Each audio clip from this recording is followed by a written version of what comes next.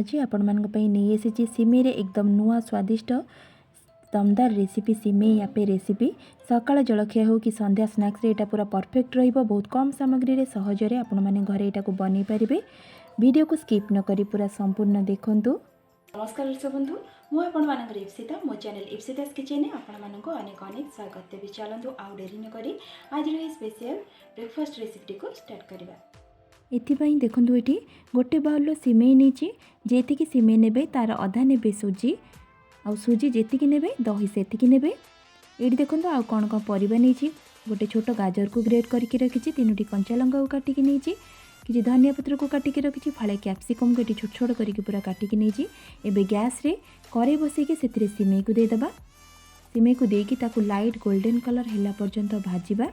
Gas रो flame को लो to medium रे रखि दिबे। सिमेई गुटी केमती भाजी नेले टेस्टा बहुत ही बढ़िया आसीबो जलखियार। एबे देखंतु सिमेईर कलर हल्का हल्का एटी चेंज हो गलानी। सिमेई पूरा लाइट गोल्डन कलर हो गला।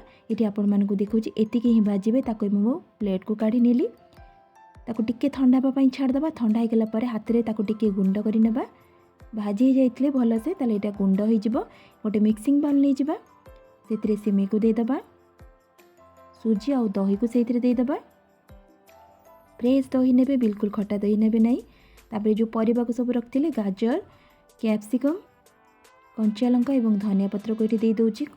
लंकार क्वांटिटी आपण माने कम बेसी करि परिबे।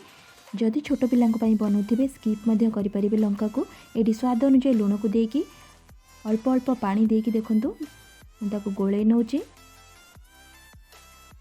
एडी गोळेला परे ताको 10 मिनिट पर्यंत टिके रेस्ट दे दबा, जा द्वारा कि सुजी भल से फुली जीव, सिमेई भी भल से बतुरी जीव। ये 10 मिनिट पर कवर को काढ़ी नेली।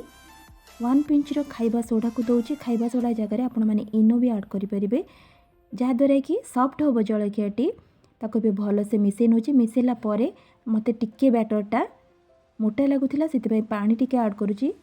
पानी देकी ताको टिके भल से मिसई नउची। आपण मानकु देखौची बैटर कंसिस्टेंसी एमिति ही रहइबो, बेसी मोटा कि बेसी पतला करिवे नै। गैस रे आपे पैन को बसई नेथिली।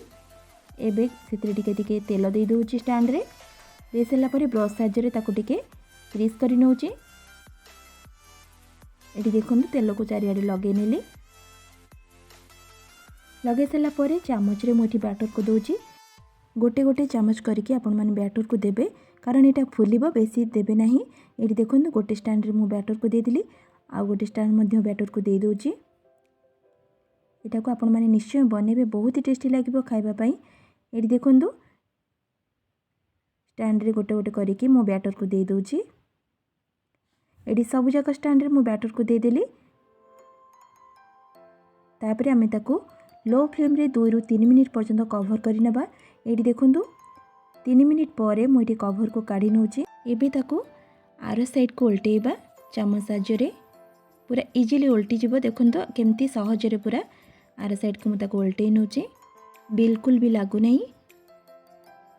एटी सबू जलखिया को देखंतु मु उल्टे नेली। सबू को उल्टे साला परे आमे ता ऊपर टिके टिके चामच साहाय्य रे तेल को दे दबा, जा द्वारा कि खाइबा पई एटा टिके ड्राई लागिबनी।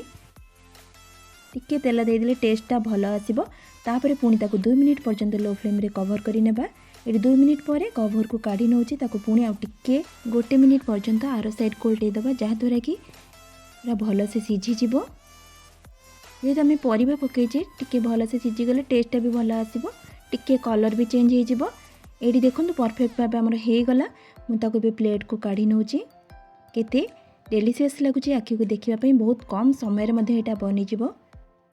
एबे देखंतु मु सबु जलखिया को प्लेट को काढी निली।